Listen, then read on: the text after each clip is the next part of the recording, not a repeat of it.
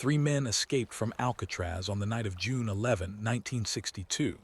I was supposed to be the fourth. My name is Clayton West. I helped dig the openings behind our cells. I helped gather the tools, conceal the damage, and build the false heads that would sleep in our beds while we moved through the walls. I climbed the pipes behind B block. I stood in a hidden space above the cell house while guards walked beneath me, never realizing that 4 prisoners were building a boat over their heads. I knew where the stolen raincoats were hidden. I knew how the paddles had been shaped. I knew which opening led to the roof, which route crossed the island, and where we intended to enter the water. I knew the plan because part of it was mine. But when the time came to leave, the opening behind my cell would not come free. Frank Morris disappeared into the darkness. John Anglin followed him, then Clarence. I heard them moving the equipment behind the cells. I heard them climbing away from me. For a few minutes they tried to help.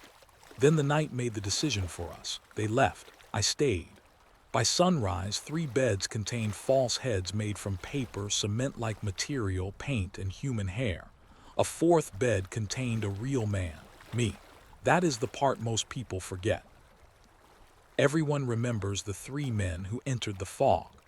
Almost no one remembers the 4th man who was meant to go with them. But before I tell you about the night they left, you need to understand the place that held us. You need to understand why 4 men were willing to trust their lives to damaged concrete, homemade tools, and a raft assembled from prison raincoats. You need to understand Alcatraz. We called it the Rock. People on the mainland saw an island sitting in San Francisco Bay. A mile and a quarter of water separated it from the city. On clear days, San Francisco looked close enough to touch. We could see sunlight flashing against windows. We could watch ferries and sailboats crossing the bay. At night, the city glowed beyond the bars while ordinary people ate dinner, drove home, and opened doors without waiting for someone else to unlock them. That view was not a kindness. It was part of the punishment. Other prisons allowed distance to make freedom feel unreal. Alcatraz placed it directly in front of us. The island did not need walls along every shore. The bay completed the prison. Cold water, powerful currents, fog that could erase the mainland within minutes. The authorities like to say that nobody could escape from Alcatraz. They did not mean nobody could leave a cell. Men had reached the water before. The claim was that no prisoner could survive what came after. That distinction mattered. A locked door was only an object. The reputation of Alcatraz was something stronger. Every new inmate heard the same warnings. The water would take the strength from your arms. The current would drag you away from the city. The fog would hide every landmark. Even if you reached the mainland, search teams would already be waiting. The message was simple: do not try. Most men listened. Frank Morris listened for something else. Frank arrived at Alcatraz in January 1960. He was not the largest man in B block, and he was rarely the loudest. He did not need to threaten people to make them pay attention. Frank watched. He watched guards during count. He watched maintenance workers open service panels. He noticed how long officers remained at each cell during their rounds and which parts of the building they inspected only because procedure told them to. He watched the fog. He watched the water. He watched anything that repeated. Frank had spent much of his life inside institutions. He understood that secure systems eventually begin trusting their own routines. The same doors open at the same times. The same officers walk the same routes. The same inspections look for the same problems. The prison believes repetition makes it stronger. Frank understood that repetition also makes it predictable. John and Clarence Anglin came later. They were brothers and looked enough alike that strangers occasionally confused them. But anyone who spent time around them learned the difference. John tended to study a problem before touching it. Clarence wanted to test it with his hands. They worked naturally together. One rarely needed to explain an idea completely before the other understood what had to be done. The brothers already knew Frank from an earlier prison. That history mattered. An escape plan requires more than intelligence. It requires men who can remain silent for months while sleeping only a few feet from informants, guards and prisoners willing to trade a secret for better treatment. One careless sentence could destroy everything. One frightened man could end the plan before the first opening was wide enough for a hand. Frank trusted the Anglins. Eventually, he decided to trust me. There was no single meeting where 4 men sat around a table and announced that we were going to escape. Prison does not allow moments like that. A plan begins with smaller things. A glance held slightly too long. A question asked without sounding like a question. A man studying the ventilation grill beneath his sink. Every cell had a small metal cover set into the concrete at the rear wall. Behind it was a narrow utility corridor containing plumbing and electrical lines. The guards knew the corridor existed. They simply believed we could not reach it. That belief became the first opening. The concrete surrounding the ventilation grills had endured decades of moisture and salt air. It was not soft, and it could not be broken by hand. But it was weaker than it appeared. Pipes leaked behind the cells. Moisture entered the walls. Paint covered cracks without repairing them. From the center of the cell block, Alcatraz still looked permanent. From a few inches away, we could see that the rock was aging. Frank found fragments of discarded saw blades. That was the beginning. Not a complete saw. Not a tool anyone would consider valuable. Broken pieces of metal that the prison believed were useless. But useless objects change meaning when a man has time. A broken blade became a cutting tool. A spoon became a chisel. A stolen motor could be turned into a crude drill. Cardboard and paint could hide damaged concrete. The prison had given us almost everything we needed. What it had not given us was privacy. We created that ourselves. Work began during the evening hours after the official routine had settled and the guards expected every inmate to remain where he had been counted. The first marks around the grills were almost invisible. A shallow cut, a thin groove. A few grains of concrete loosened and collected before they could fall loudly onto the floor. Progress was so slow that it sometimes felt imaginary. A man could work for an hour and see almost no change. His hand cramped. The metal slipped. Dust entered his eyes. Then footsteps approached. The tool vanished. The damaged area was covered. The man stood beside his bed while an officer looked through the bars. The guard saw a prisoner. He did not see the road forming behind him. When the footsteps faded, the work began again. Frank understood that we were not really fighting concrete. We were fighting doubt. The wall did not need to surrender quickly. We only needed to continue longer than it did. To cover the sound, we used music. Frank had an accordion. He was permitted to practice during certain evening hours, and the instrument was loud enough to fill much of the cell block. He did not play beautifully. That helped. The guards heard bad music. We heard protection. When the accordion began, tools touched concrete. The uneven notes covered scraping, drilling, and the sound of small fragments coming loose from the walls. To the men who were not part of the plan, it was an irritation. To us, it was the sound of progress. We disposed of the debris carefully.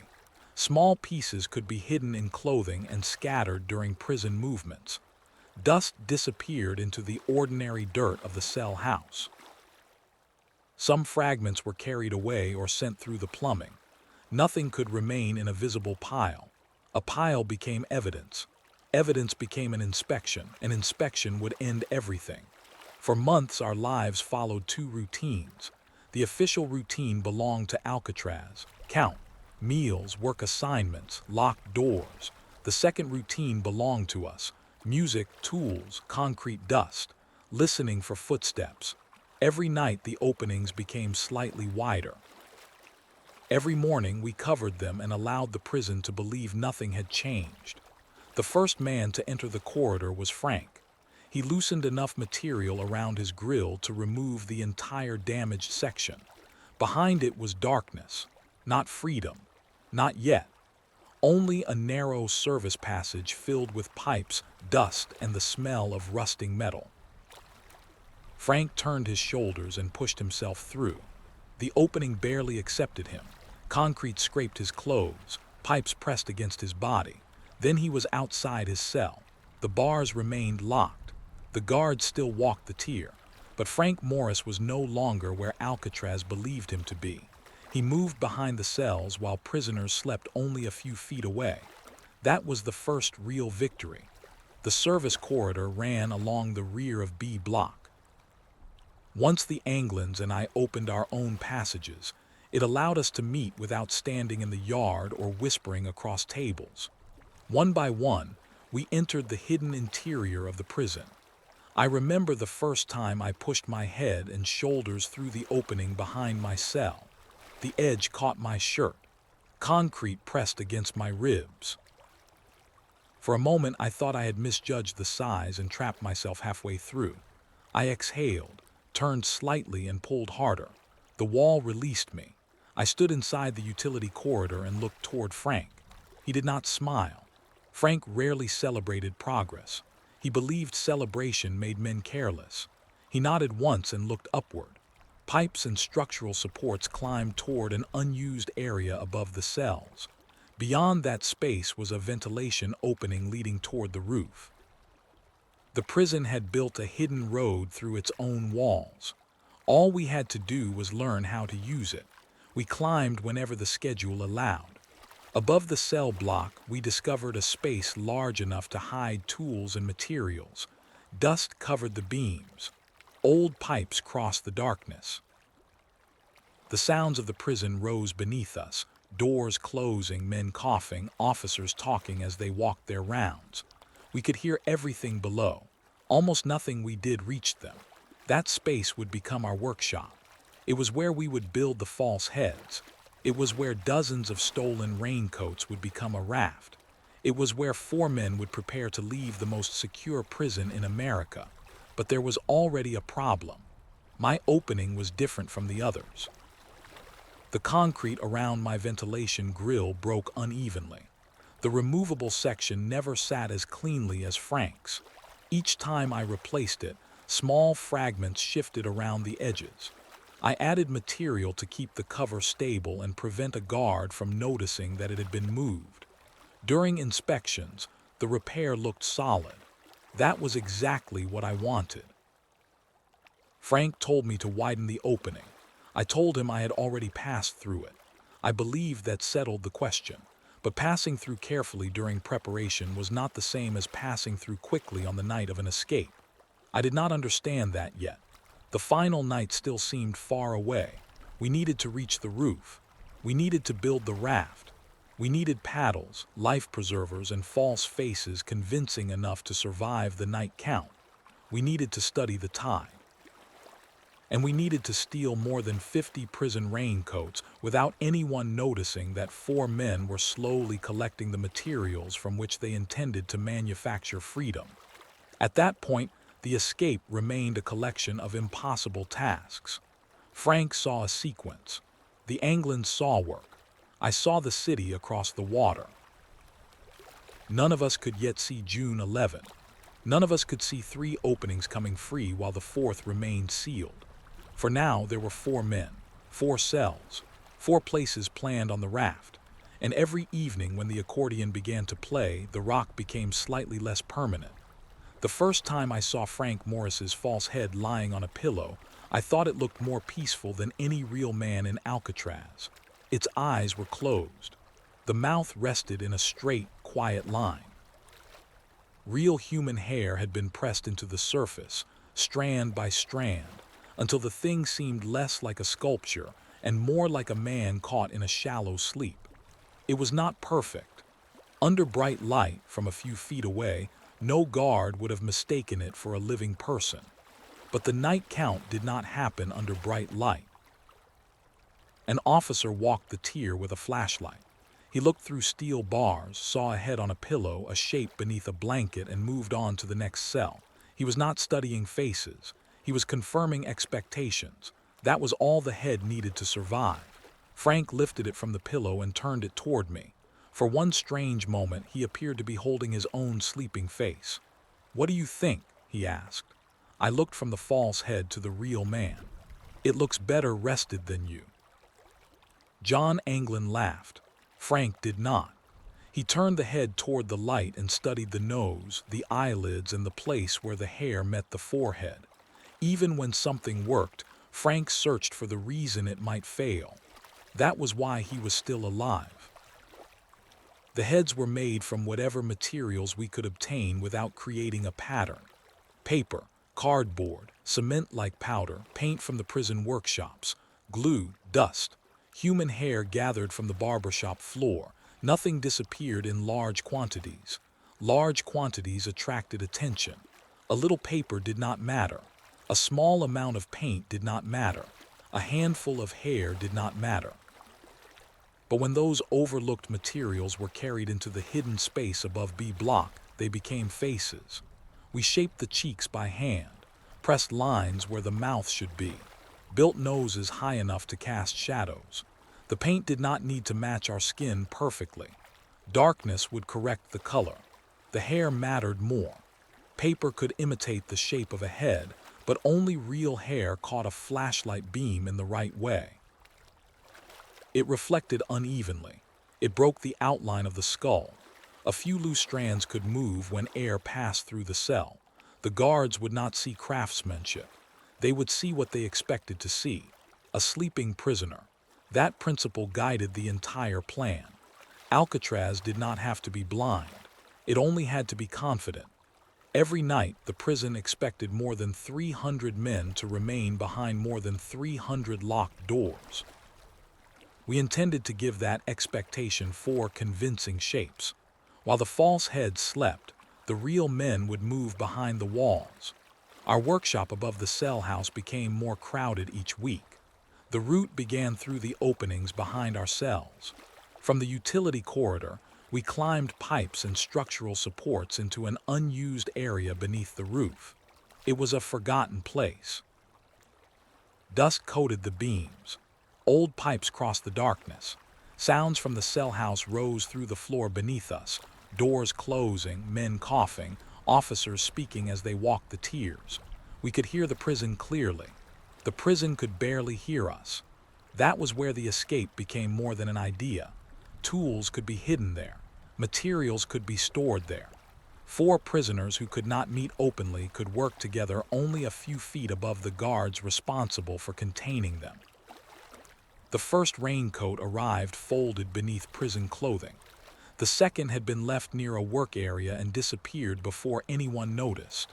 Then another, and another. Alcatraz issued rubberized raincoats because the island was wet, cold, and exposed to strong winds.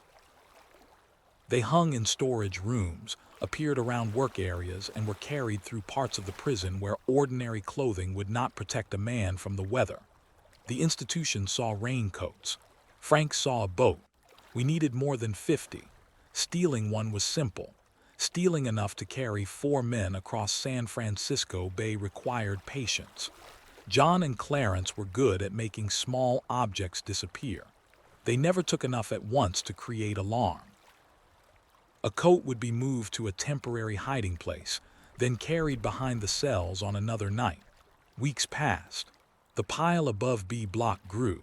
Dark rubberized fabric lay folded beneath the beams, smelling of damp cloth, chemicals, and salt. It did not resemble freedom. It resembled stolen prison property. Frank spread the first coats across the floor and began marking where they should be cut. The raft had to carry 4 men, and whatever equipment we took with us. It also had to be light enough to move through narrow passages, raise through the roof opening and lower across the island without attracting attention. The seams could not depend on ordinary stitching. Every needle hole offered water a path inside. We used adhesive taken from prison work areas and pressed the sections together beneath improvised weights. In some places, carefully applied heat strengthened the bond. That created another danger. Smell: a prison is full of odors, disinfectant, metal, sweat, old plumbing, food, and paint. One chemical smell might disappear into the rest. The same smell returning night after night would become a question. So we worked in stages. One seam was completed and hidden. Another followed days later. Whenever footsteps sounded below us, all work stopped. Tools vanished. Hands left the rubber. 4 men stood motionless in darkness while an officer paused beneath the ceiling. Keys shifted against his belt. A radio crackled. Sometimes he remained there for several seconds. Those moments felt longer than the months of preparation. Had he heard the adhesive tearing? Had a tool moved against the floor? Had dust Allen through a gap? We could never know what held him there. Perhaps he was only tired. Perhaps he was thinking about coffee. Eventually, the footsteps continued. Only then did we breathe normally again. Fear became part of the construction. John worked carefully along the seams. Clarence pressed the finished edges between his hands, searching for weak points. Frank inspected every section. I helped cut and seal the material while wondering whether any of it would remain together once the bay touched it. On dry concrete, the raft seemed possible. In cold, moving water, every weakness would become larger. I had watched San Francisco Bay for years. From the yard, its surface sometimes appeared calm. Sunlight moved across the water. Sailboats passed. Gulls rested between small waves. But the surface rarely revealed what moved beneath it. A current could carry a raft away from its destination before the men aboard understood they had turned. The water did not need to destroy us immediately. It only needed to move us in the wrong direction. Frank studied the tides whenever he could. He watched floating debris from the yard, noted the direction of the water at different hours, listened whenever officers or radio broadcasts mentioned weather. He studied repetition because repetition was the closest thing we had to instruments. A man imprisoned on an island has time to learn how water moves. Frank believed timing mattered more than strength. At the wrong hour, the bay would carry us away from land. At the right hour, the tide might do part of the work for us. The word "might" existed inside every stage of the plan. The raft might hold. The current might help. The fog might conceal us. The guards might accept the false heads. Freedom was being built from things that only had to work once. The paddles were shaped from pieces of wood obtained through prison work assignments. They were crude and narrow. They did not need to look like something made in a boatyard. They only needed to push water. That became Frank's standard for everything. Not perfect, enough. A face convincing enough to fool the count. A passage wide enough for a body. A raft strong enough to remain afloat. A paddle effective enough to move us away from the island. A plan quiet enough to survive until morning. One of Frank's best ideas involved the accordion. The instrument had covered the noise of our digging. Its bellows already moved air, and with an altered connection, the same mechanism could be used to inflate the raft. Music had hidden the construction. Now it would give the boat its shape. The first test happened above the cell house. Frank worked the bellows slowly while John held the connection in place. Air entered one of the rubber chambers. The folded material lifted from the floor. For months, it had been nothing more than a dark pile beneath the beams. Now it expanded into something large enough to carry men. Clarence placed his hands against the surface and listened for escaping air. We waited. The chamber remained firm. Nobody cheered. Celebration did not belong in a room where one loud voice could destroy everything. But I saw the change in the others. For the first time, the raft looked real. It could inflate. We still did not know whether it could survive the bay. There was no way to test it properly. A test required water, space, and privacy. Alcatraz offered none of them. We pressed weight against the chambers, checked the seams with our fingers, listened for leaks. The rest would have to be trusted to the night. The roof remained our next obstacle. A vertical passage led upward from the workshop to a ventilation cover near the top of the cell house. The fittings had been designed to remain secure. We loosened them carefully. Anything we removed had to be replaced with something that appeared solid during inspection but could be opened quickly when the time came. False fasteners were shaped from available material. The cover stayed in place. To a maintenance worker looking from a distance, nothing had changed. Once through the roof opening, we would still have to cross exposed parts of the island, down from the cell house, past sections watched by searchlights, across fences and steep ground, then toward the shoreline. Guards monitored the routes they believed prisoners might use. They did not expect men to emerge from the top of the building. Again, the prison's confidence protected us. We rehearsed pieces of the route separately. Never the entire escape. Never all 4 men moving at once. That would have created too much noise and too many chances for discovery. We practiced climbing the pipes, memorized which metal surfaces shifted beneath weight, learned where a foot could be placed without creating a sound that traveled through the building. We worked out how the raft and paddles would be passed through spaces built for plumbing rather than men carrying a boat. On the final night, nothing could be forgotten. The false heads had to be placed correctly. The equipment had to be moved upward. The raft had to pass through the opening. The roof cover had to come free. Once the false heads entered the beds, the clock would begin. The night count would give us several hours.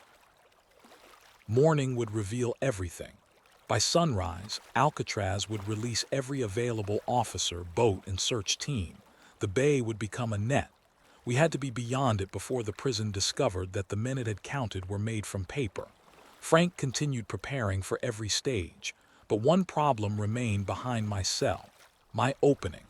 The others had created removable sections that came free cleanly. Mine did not. The surrounding concrete had broken unevenly. To keep the grill from shifting during an inspection, I had added more material around its edges. It had seemed like the right decision. A loose cover could expose the entire plan, but each repair tightened the opening. What protected us during the day threatened to imprison me at night. Frank examined it. "You need to open that more." "I fit." "You fit when you have time." "I'll have time." He looked at me for a moment. "No," he said. "You won't." I should have listened. Instead, I tested the passage again. I removed the cover slowly, pushed one shoulder through, and turned my body into the corridor. The concrete pressed against my ribs, my clothing caught on one edge, but I passed. That became my evidence. I told myself Frank was cautious because Frank was always cautious. I told myself the cover would come free when the time arrived. I told myself fear was making the opening seem smaller than it really was. A man preparing to escape has to ignore certain fears. The danger comes when he ignores the one fear trying to warn him. The plan entered its final weeks. The false heads were nearly finished. The raft held air. The paddles were ready. Clothing and flotation equipment waited above the cells. The roof route had been prepared. Frank watched the weather. Fog could hide movement from the towers and conceal the raft once it entered the water, but fog could also erase the shore. The same darkness that protected us could remove every landmark guiding us toward land. There would never be a perfect night. Waiting created its own danger. A guard might notice the damaged concrete. A shortage of raincoats could be discovered. A prisoner might talk. A hidden tool could be found. Every plan reaches a point where additional preparation no longer makes it safer. After that, each day only gives discovery another chance. June arrived. Frank became quieter. John and Clarence checked the equipment repeatedly. I removed my vent cover one more time. It resisted. I worked the edge loose and pushed through. My shoulder caught. I turned sideways, exhaled, and forced myself into the corridor. It took longer than before. Perhaps 20 seconds, perhaps 30. Time behaves differently when concrete presses against your chest. I returned to my cell and replaced the cover. There was still time to enlarge the opening, but doing so meant more noise, more debris, and a greater risk that an inspection would reveal the damage. The passage had accepted me before. I trusted it.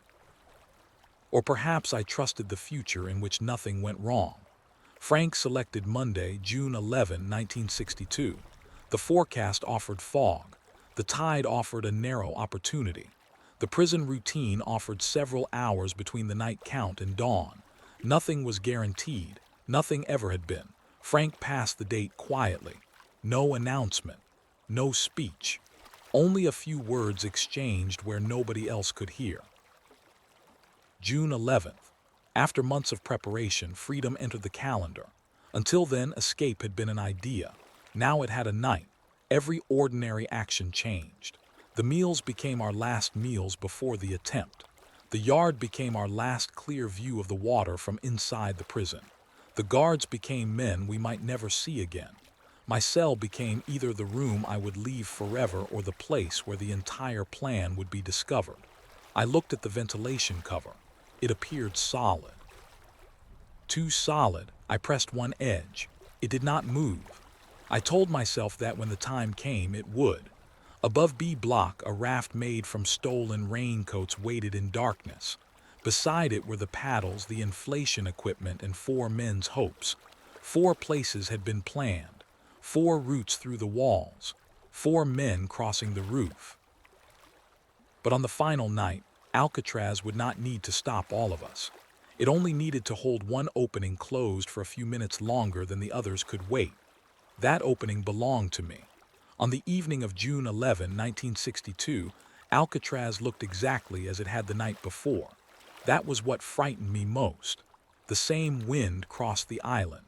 The same gulls circled above the buildings. The same officers counted the same prisoners and locked the same doors. Nothing in the official routine suggested that 4 men had spent months cutting passages through the walls. Nothing warned the guards that a raft waited above the cell house. Nothing told them that several of the heads they would count that night were made from paper, paint, and human hair. The Rock believed it was beginning another ordinary Monday. We knew it might be our last night there. Dinner was served at the usual hour. Metal trays moved across the tables. Utensils struck plates. Men spoke in low voices while officers watched for arguments, contraband, and sudden movements. I tried to eat. The food had no taste.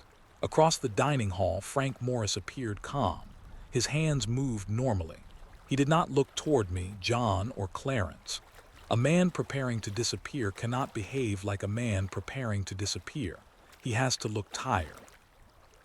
Bored, defeated, he has to wear the expression the prison expects. John and Clarence sat near each other but hardly spoke. John lifted his fork.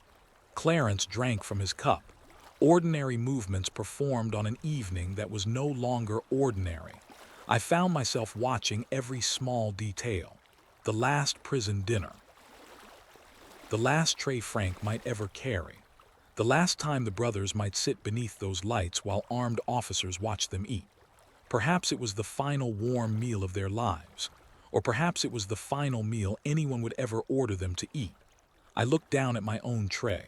For months I had thought of the escape as a sequence of problems. Open the wall, build the raft, reach the roof, study the tide, prepare the false heads. But now that the night had arrived, it no longer felt like engineering. It felt like death standing beside freedom and refusing to tell us which one we were choosing. After dinner, we returned to B block. The cell doors closed. Keys turned. The evening moved toward lights out. Inside my cell, I examined the false head one final time. In daylight, it looked crude. The skin tone was uneven. The mouth was too stiff. The shape of the nose was not quite mine. None of that mattered. The guard would see it through bars under weak light during a count he had performed hundreds of times. I placed the head on the pillow and adjusted the hair. Clothing and bedding created the shape of shoulders beneath the blanket. From the corridor, it might look convincing. Might. That word had followed us through the entire plan. The raft might hold. The tide might help. The fog might hide us. The guards might accept the false heads.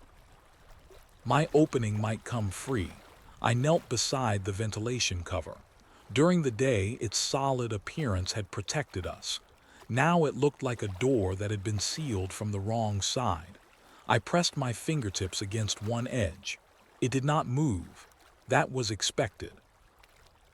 The cover was not supposed to move until I began removing it. Still, a warning passed through me. I had tested the opening. I had passed through it, but Frank's words returned. You fit when you have time. Tonight I would not have time. The lights went out. Alcatraz did not become silent. Prisons never do. Pipes knocked inside the walls. A man coughed somewhere along the tier. Another shifted on his cot. Shoes moved through the corridor as an officer began the night count. I lay beneath my blanket, keeping my face turned away from the bars. The false head waited beside me. Soon it would take my place. The flashlight entered the first cells. Bars flashed. Metal sinks reflected light. A face, a blanket, a head resting on a pillow. Then the beam moved on. Every previous count had been practice for this moment. Officer was not searching for an escape. He was confirming what he already believed. Every prisoner was locked inside. Every ventilation cover was secure. Every route to the roof was inaccessible. The flashlight reached Frank's cell. I could not see what the officer saw. I could only listen. No alarm, no order. The footsteps continued. John's cell. Then Clarence's. Still nothing. My turn approached. I remained motionless beside the false head. The beam entered my cell and touched the hair on the pillow. The officer paused. For 1 second, the corridor seemed to stop breathing. Then the light moved on. His footsteps continued down the tier. The count had accepted 4 lies. Frank Morris was asleep. John Anglin was asleep. Clarence Anglin was asleep. Alan West was asleep. The officer reached the end of the block. A distant gate closed. The night belonged to us. I pushed away the blanket and moved to the rear wall. From nearby cells came the quiet sounds of the others beginning. Metal shifting, fabric brushing concrete, the faint movement of removable covers being pulled away. I placed both hands against mine and pulled. It did not move. I changed my grip, pulled again. Nothing. The material I had used to conceal the damage had hardened around the edges. During inspection, the repair had looked convincing. Now it had become part of the wall. I slid a tool into the narrow gap and applied pressure. A small fragment broke loose. The sound seemed loud enough to wake the entire block. I stopped, listened. No footsteps approached. I worked the tool deeper. Another piece loosened. Behind the cells, I heard movement. Frank had entered the utility corridor. Then John, then Clarence. 3 men were already inside the wall while I remained locked in my cell. I pushed harder. The edge shifted less than an inch and stopped. Hope appeared and vanished in the same second. I whispered through the wall, "Frank." At first, there was no answer. I struck the hardened edge again, keeping each movement as controlled as possible. That was the cruelty of the moment. I had to hurry without making noise. Every instinct told me to tear the covering away. Every danger told me to move carefully. I could not shout. I could not strike the wall openly. I had to destroy it gently. A shadow moved on the other side. Frank's voice came through the gap. "What's wrong?" "It won't come." He reached toward the cover from inside the corridor. I pulled from the cell while he worked from behind. The upper edge moved. Cold air entered through a narrow opening. I forced my fingers into it. Concrete cut the skin around my knuckles. John joined Frank. Together they pulled while I pushed the tool along the lower edge, but the bottom remained fixed. The harder we worked, the greater the danger that the entire section would collapse loudly onto the floor. Minutes passed. Those minutes were not empty. They were spending the tide, spending the fog, spending the hours before morning count. Every second the others remained behind the cells increased the chance that a guard would hear us or another prisoner would wake and call out.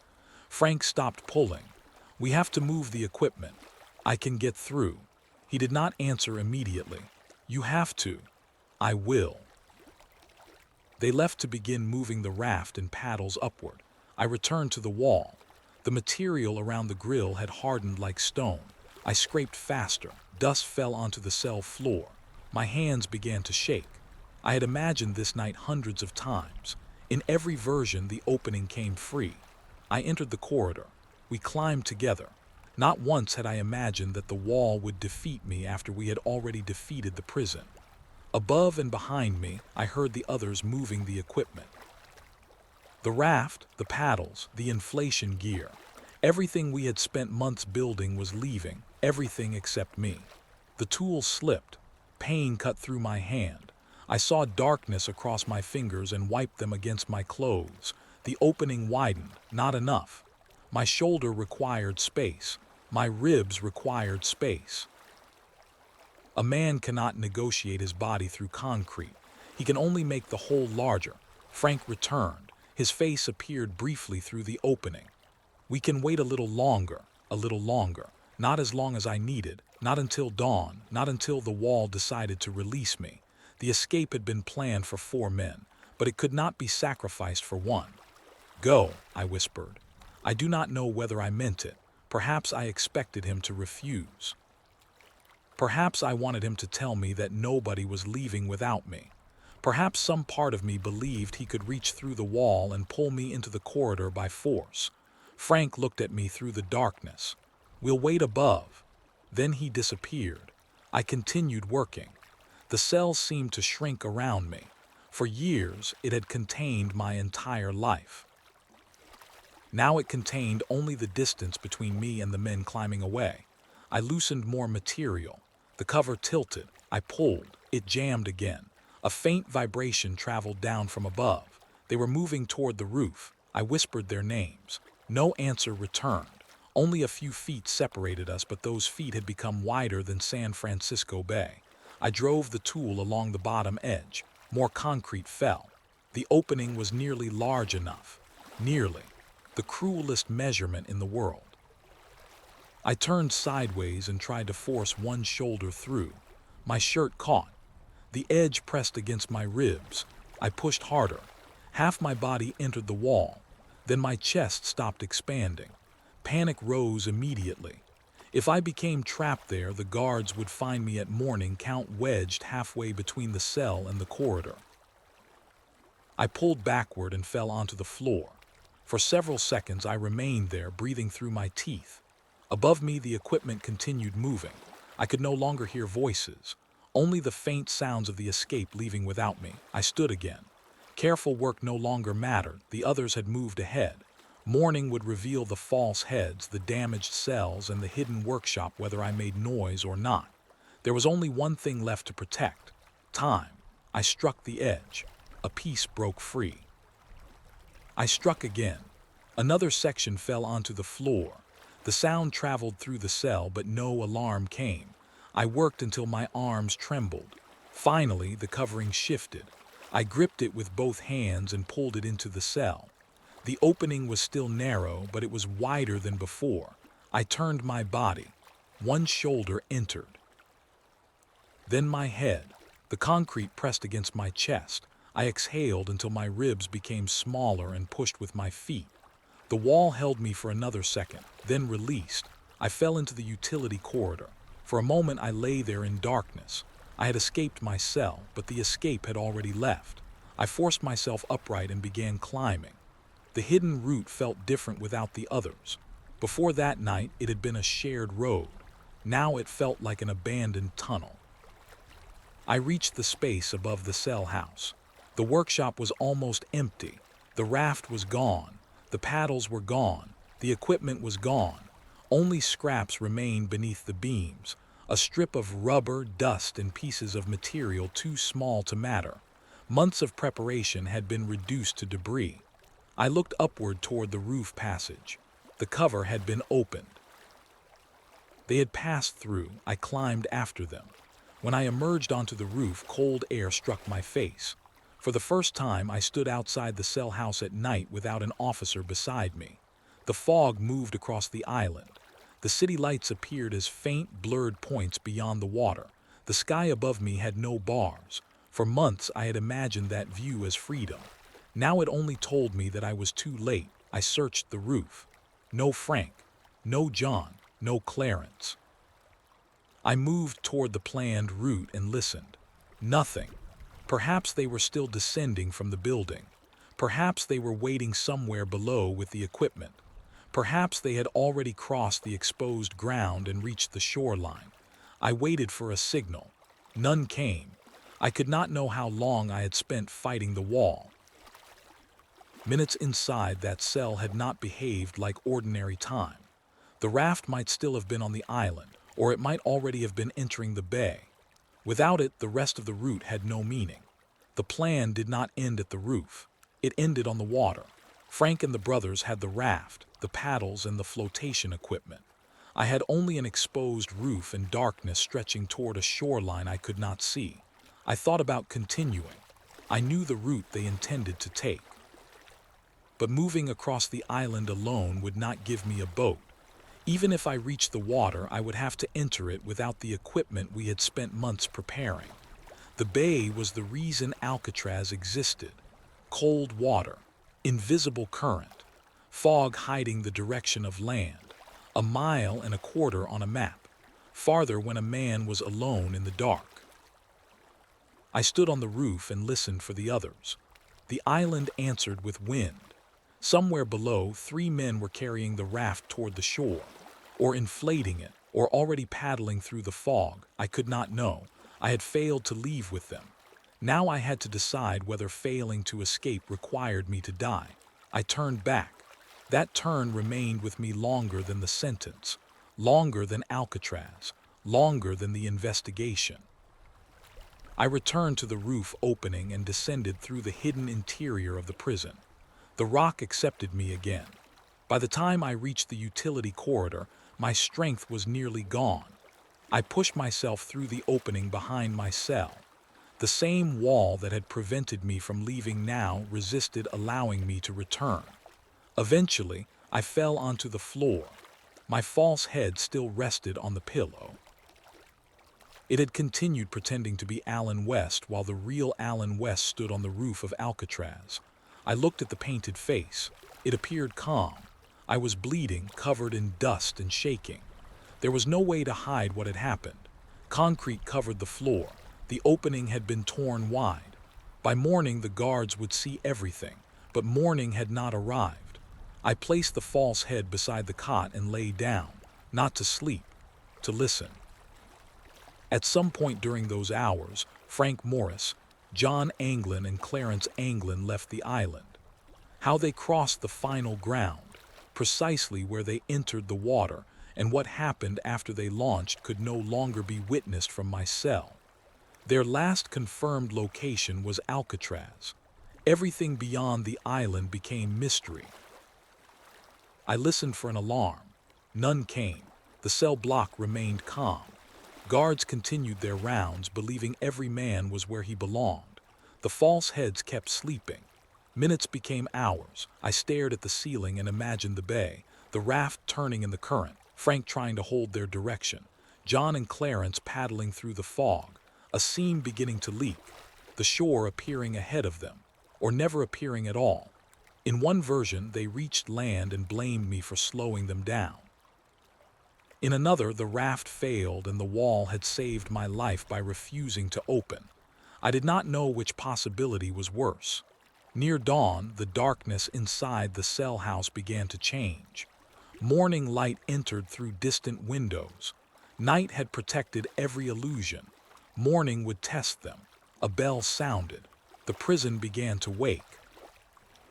Keys moved along the corridor. Officers prepared for the first count. I remained on my cot. In Frank's cell, a painted head waited beneath a blanket. In John's cell, another. In Clarence's, a third. My bed held the fourth man, not a sculpture, not an empty space. A prisoner who had reached the roof of Alcatraz and returned because the escape had already moved beyond him.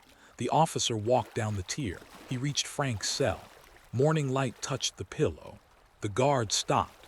He leaned toward the bars. Then he reached inside and placed a hand against the head. The face shifted. It rolled from the pillow and struck the floor. For one confused moment, the officer stared down at it. Then he saw the opening in the rear wall, the empty bed, the missing prisoner. Frank Morris was gone. The alarm began, and Alcatraz discovered that the count had been wrong. The alarm did not sound like failure. It sounded like metal. A mechanical scream tore through the cell house, struck the concrete walls, and returned louder. Then came the voices. Lockdown. Move away from the bars. Everybody remain in your cells. Officers ran along the tier. Gates slammed. Keys struck steel. Boots hammered against the floor with the rhythm of men whose routine had suddenly become useless. Alcatraz had been built to prevent surprise. That morning, surprise entered through 3 empty cells. I remained on my cot. There was nowhere else to go. The opening behind me was exposed. Concrete dust covered the floor. My false head lay beside the bed, no longer pretending to be a sleeping prisoner. Across the tier, guards crowded around Frank's cell. One officer lifted the dummy head by its hair. The painted face swung beneath his hand. Only minutes earlier, that object had been Frank Morris. Now it was evidence. The guards pulled apart the blankets, looked beneath the cot, checked the sink, the toilet, and every corner of the cell, as though a grown man might still be hiding somewhere inside 5 feet by 9 feet. Then an officer shouted from John Anglin's cell. Another answered from Clarence S. 3 damaged walls, 3 false heads, 3 missing prisoners. The count was performed again, then repeated once more. Every inmate was ordered to stand where he could be seen. Numbers were called, names were checked, cells were searched. The guards already knew what had happened, but institutions do not accept disaster immediately. They count again. They examine paperwork. They search places too small to contain the truth. They hope the mistake exists on a page, not in the building. Frank was not beneath his bed. John was not hiding inside a service room.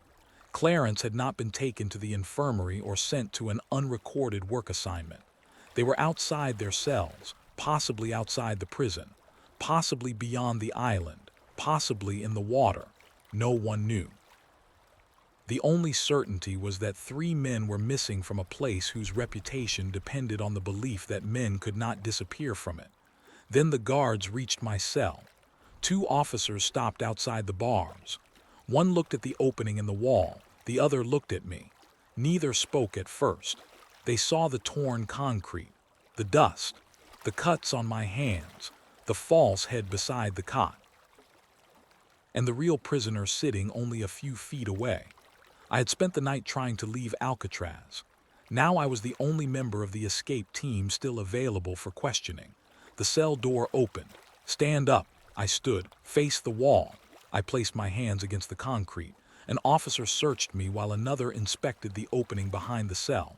How many? I said nothing. He stepped closer. How many men were involved? The answer was already visible. 4 cells had been prepared. 4 false heads had been made, but only 3 men were missing. The officer looked at the object on my bed, then at me. You were going with them. It was not a question. I remained silent. A senior officer arrived and studied the cell more carefully. His eyes moved across the damaged grill, the marks around the opening, and the broken pieces lying on the floor. How long? I looked at him.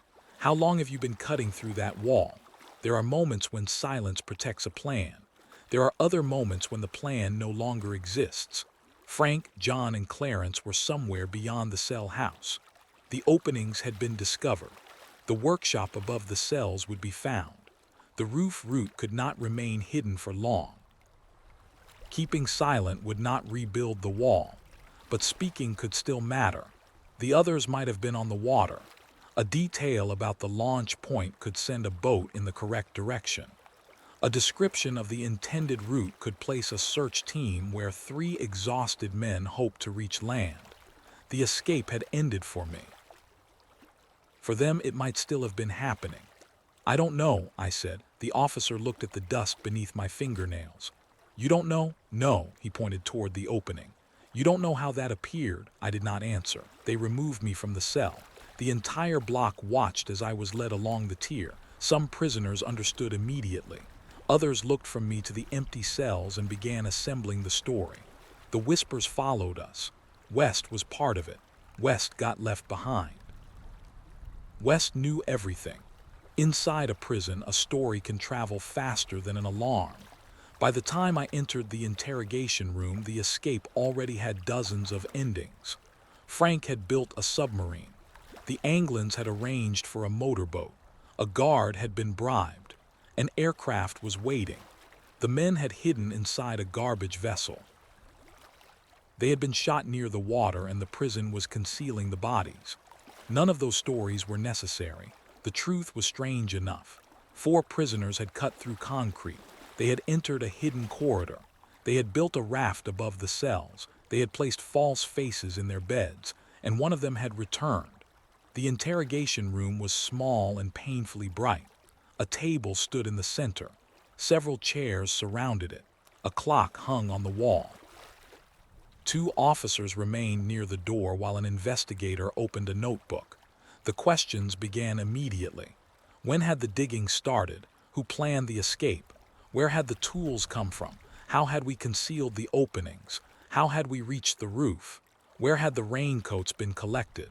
Was someone waiting on the mainland? Did the men have money? Weapons? Addresses? Transportation? The questions came quickly, then returned in different forms.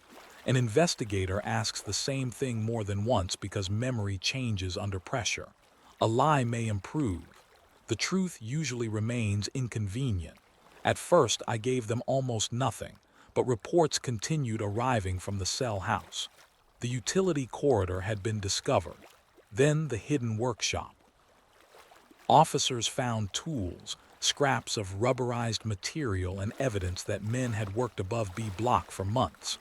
The roof opening was located. Marks and disturbed surfaces revealed the route across the building. The prison no longer needed me to explain how the men had left their cells. It needed me to explain where they intended to go. That was the question beneath all the others. Where were they heading?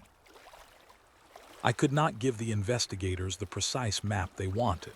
The plan was to leave the island, enter the bay, and reach land somewhere north of San Francisco. After that, the details became less certain. Transportation could be stolen. Clothing could be changed. The men could separate or continue together. There was no aircraft waiting beyond the fog. No criminal organization positioned along the shore.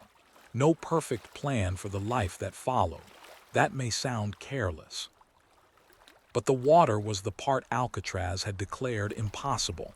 If a man reached the mainland, the world became large again. Roads, railways, crowded cities, names that could be changed. Millions of people, among whom 3 prisoners might disappear. The investigators wanted a destination. We had built an opportunity. Eventually, I began to talk. Some people would later say I betrayed Frank and the brothers. Perhaps every detail I gave shortened the distance between them and the search teams. But hours had already passed. The tide had moved. If they had reached land, they might already have been beyond the first search area. If they were still in the bay, my silence could not keep them warm or hold the raft together. I told the investigators about the ventilation openings, the makeshift tools, the corridor, the workshop above the cells, the raincoats, the paddles, the bellows used to inflate the raft. I described the route toward the roof and the area from which they intended to approach the shoreline. Then I explained why only 3 men had left. My opening would not come free. They waited. I continued digging. By the time I reached the roof, the equipment and the others were gone. One investigator watched me without speaking. Then he asked, "You expect us to believe that you reached the roof of Alcatraz and returned to your cell?" "Yes." "Why would you return? The raft was gone. You could have continued." "With what?" He did not answer. "You could have swum." I looked at him. He already understood why I had not. The bay was the final wall of Alcatraz. I wasn't going into that water alone. He lowered his eyes and wrote something in the notebook. Maybe he wrote coward, maybe liar, maybe survivor. I never learned which. Outside the interrogation room, the search expanded across San Francisco Bay. The Coast Guard entered the water around the island. Patrol boats moved through the fog. Aircraft searched from above. Officers examined the shoreline and searched every building on Alcatraz again. The authorities reconstructed the route in reverse, from the cells to the service corridor, from the corridor to the workshop, from the workshop to the roof, from the roof across the island, then toward the water. The path became obvious only after the men had finished using it. That is how the best escape plans are discovered. Too late. The false heads were photographed. The openings were measured. Tools and scraps were collected. Every piece of rubber, wire, wood, and adhesive became part of an investigation into how the most secure prison in America had failed to notice a boat being constructed above its own cells. By afternoon, the story had reached the mainland. 3 men had escaped from Alcatraz. The words sounded like fiction. Newspapers sent reporters. Radio stations interrupted broadcasts. Government offices received telephone calls from journalists, law enforcement agencies, and people claiming to have seen the missing men. The escape became public before anyone knew whether it had succeeded. To investigators, the word escape required more than leaving a cell. The men had to survive the crossing and remain free. To the public, the 3 empty beds were enough. For years, America had been told that Alcatraz could not be beaten. Now the prison had to explain why 3 painted faces had remained on the island while 3 real men had vanished.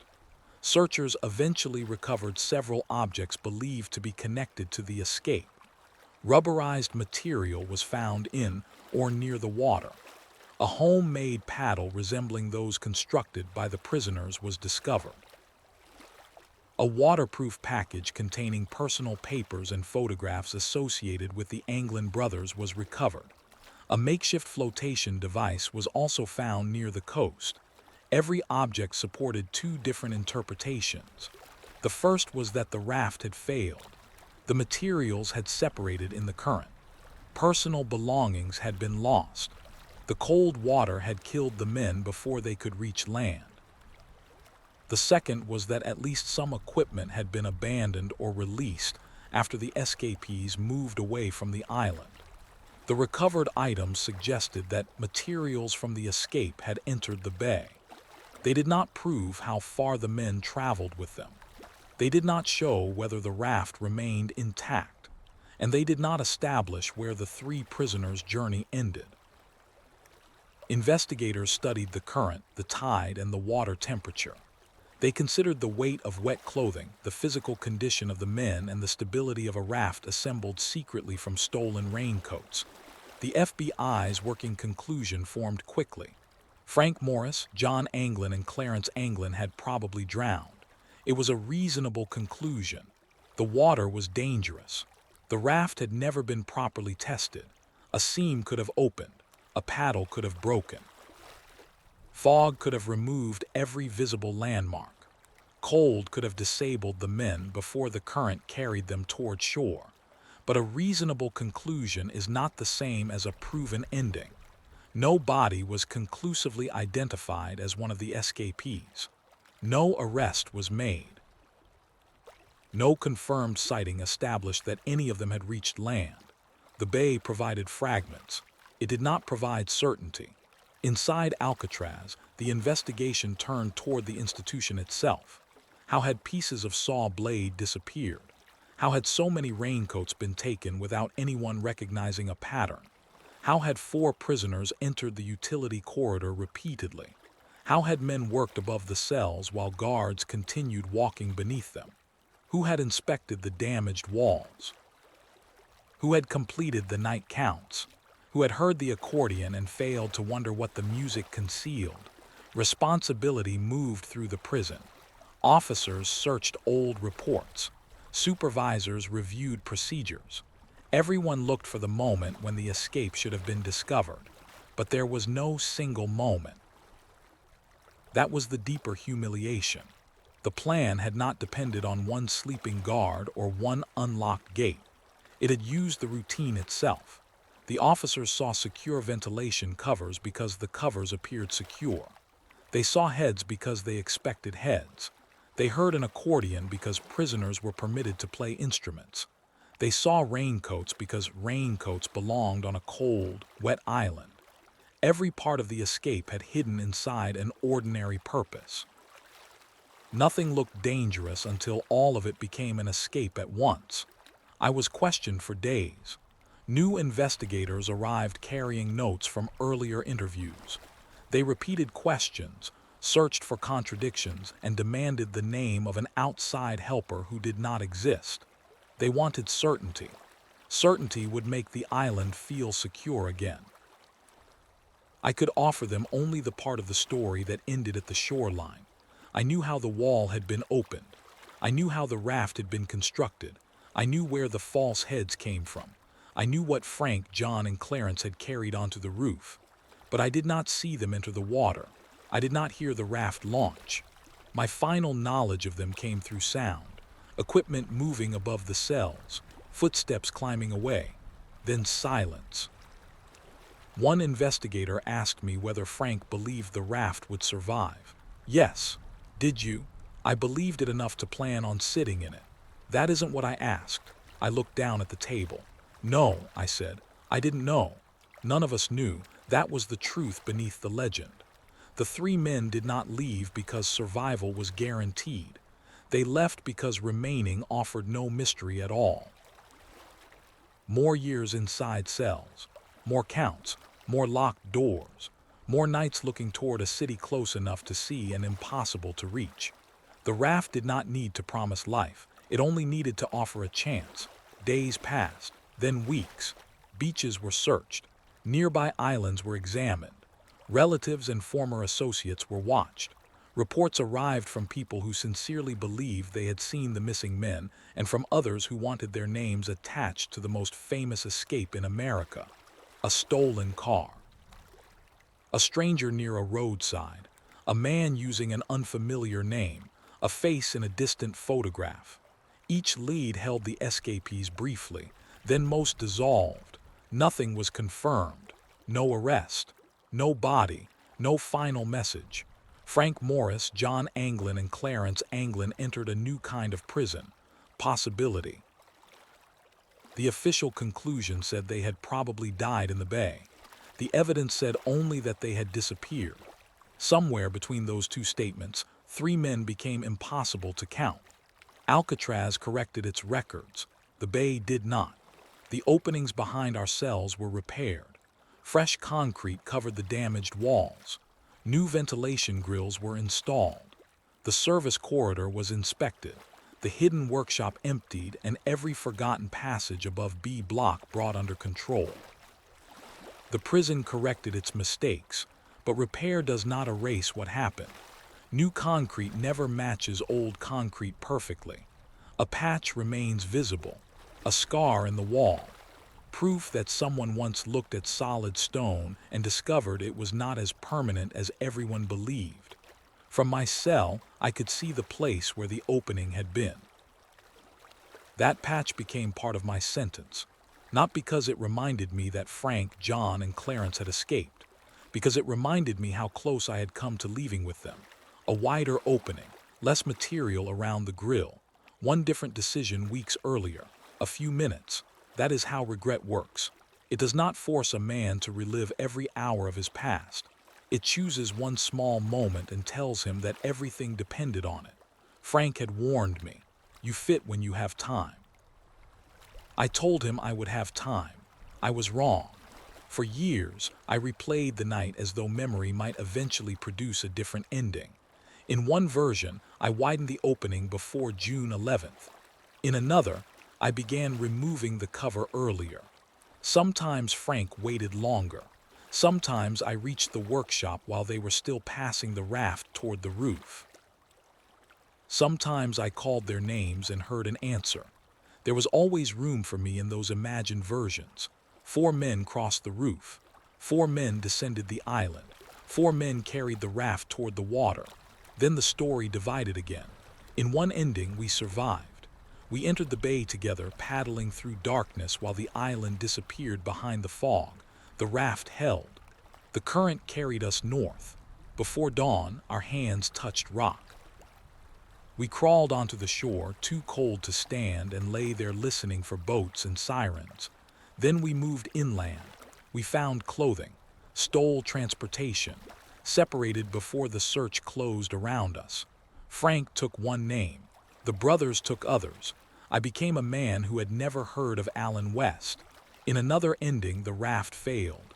A seam opened. Cold water entered faster than we could remove it. One paddle disappeared into the fog. The current turned us away from land.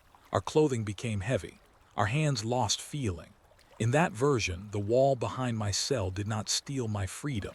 It saved my life. I never learned which imagined ending came closer to the truth. Perhaps that was the cruelest part. I could not decide whether I hated the wall or owed it something. The others became legends because nobody could prove what happened to them. Frank Morris became the mind that defeated Alcatraz. John and Clarence became the brothers who entered the water together and were never conclusively seen again. They were remembered at the strongest moment of their lives, carrying the raft, crossing the roof, moving toward the fog.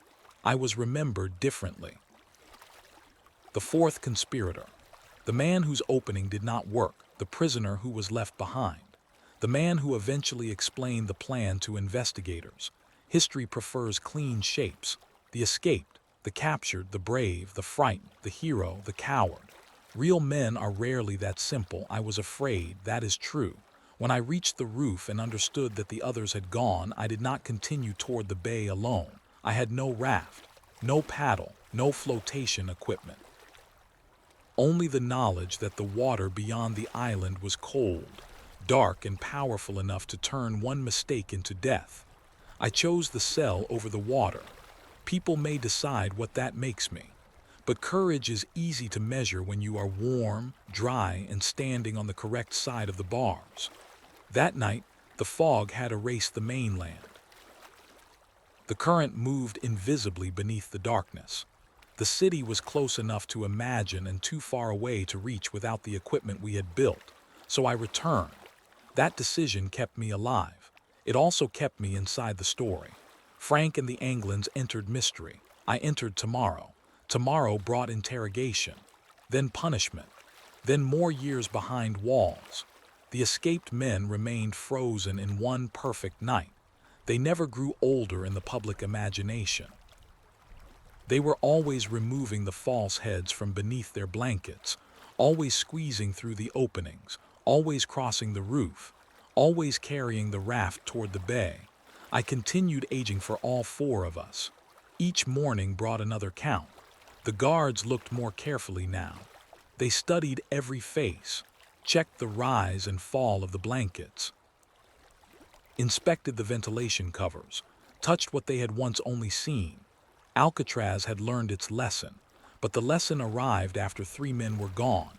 The prison closed the following year. The escape was not the official reason.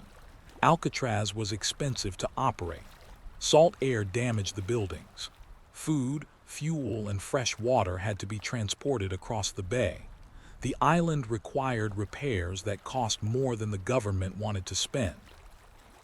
Time and weather had been weakening the rock long before our tools touched its walls. But after June 1962, people looked at Alcatraz differently. Before the escape, it was the prison no man could beat. Afterward, it became the prison 3 men might have beaten. The buildings remained. The towers still watched the water. The cells still locked, but the promise had cracked. When the last prisoners were transferred, the cell house became quiet. The dining hall emptied. The official counts ended. For years, Alcatraz had reduced men to numbers. Then the institution itself became history. Later, visitors began crossing the same water on tourist boats. Families walked through the cell block. People stood inside the cells voluntarily, took photographs, and stepped out whenever they wished. They looked at the steel beds, touched the walls, listened to recordings of doors closing. Then they returned to the ferry. A visitor can see the size of a prison cell. He can hear the lock. He can imagine the cold. But he knows the exit remains open. He knows a boat will carry him back to the city. The cell cannot teach him what it means when the door does not open for years. The false heads eventually became objects people could examine beneath museum lights. Under bright glass, they looked crude. Rough skin, uneven paint, features shaped by prisoners using whatever materials they could steal. Some visitors wondered how any guard could have been fooled. They were looking at the heads in the wrong place. Under museum lighting, they were bad sculptures. Inside dark cells during a hurried night count, they became sleeping men. Objects should be judged by the moment for which they were created. The same was true of the raft. It was not designed by free men choosing the best materials. It was built secretly from objects the prison considered harmless. Raincoats, adhesive, pieces of wood, an accordion bellows. It was improvised, fragile, reckless. All of that was true, but it did not need to cross an ocean. It needed to create one opportunity. That was all the escape ever was. One chance assembled from things nobody believed were dangerous. A broken blade, a spoon, paper, hair, raincoats, music, patience. None of those things could defeat Alcatraz alone. Together, they opened it. The rumors began almost immediately. Someone had seen 3 men walking beside a road. A car had disappeared near the time of the escape. A stranger resembling Frank Morris had been reported far from California. Relatives of the Anglin brothers received unusual messages and unexplained signs that some believed came from men living under different names. Most stories could not be confirmed. Many were clearly wrong. Others remained possible only because nothing had been found to disprove them. The FBI continued investigating. Photographs were studied. Relatives were watched. Reports arrived from across the country and beyond it. Each new lead created the same brief excitement. They survived. Then the evidence weakened. The witness became uncertain. The photograph was too unclear. The man using the false name disappeared. The lead closed without an answer. Eventually, the FBI ended its active investigation without proving that the men had lived and without recovering evidence that conclusively established their deaths. The search responsibility passed on. The mystery remained. That does not mean they survived. Absence is not proof. The bay was dangerous enough to kill them. Their raft could have failed within minutes. The cold could have disabled them before land appeared through the fog. The current could have carried them away from every shoreline being searched. There were many reasonable ways for the escape to end in death, but no confirmed body supplied that ending, and no confirmed life supplied the other. The mystery remained balanced between 2 absences. No bodies, no prisoners. Some days I believed they drowned. I imagined the raft losing air, the rubber sinking beneath their weight, John and Clarence trying to remain together as the current separated them from Frank. I imagined the water taking their strength quietly until the island lights disappeared. On other days, I believed they reached land. I imagined their hands striking rock, Frank pulling himself from the water, the brothers dragging the remaining equipment onto the shore. 3 exhausted men lying beneath the fog, listening as patrol boats searched behind them. Perhaps they looked back toward Alcatraz. Perhaps they spoke about me. Perhaps there was no time. Then they moved inland. Reaching the shore would not have completed the escape. Freedom does not begin when a man crosses the wall. It begins when the search comes close enough to catch him and passes without seeing him. Did Frank and the brothers reach that moment? I do not know, but I knew the men who prepared for it. Frank could study one problem for months without losing patience. He understood details, and details are what survival depends upon. John and Clarence trusted each other more completely than most men trust anyone. If one brother weakened, the other would not leave him. That loyalty might have saved them. It might also have pulled them both beneath the water. There was one reason I sometimes allowed myself to believe they survived: the silence. Not because silence proves life. It does not. Dead men are silent, so are men hiding beneath new names. But Frank understood that a successful escape required more than leaving the island. He would have to resist the desire to prove he had won. No careless letters, no calls to old friends, no return to familiar streets, no photograph taken for pride. The perfect escape is one the escaped man can never celebrate publicly. Perhaps 3 men reached land and spent the rest of their lives pretending the bay had taken them. Or perhaps none of them saw the sunrise. Both endings produce the same silence. That is why the silence answers nothing. The cuts on my hands healed. The scars on my body faded. The memory of concrete did not. Every wall reminded me of the opening behind my cell. Every night count returned me to June 11th. Every sound of keys in a corridor became Frank climbing away.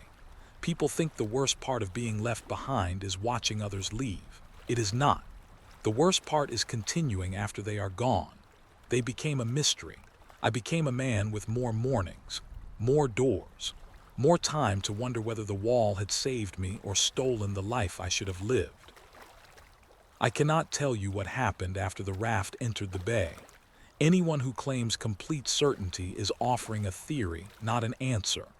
The truth disappeared somewhere between the island and the shore. I know only what happened before the water. 4 men prepared to escape. 3 left their cells on time.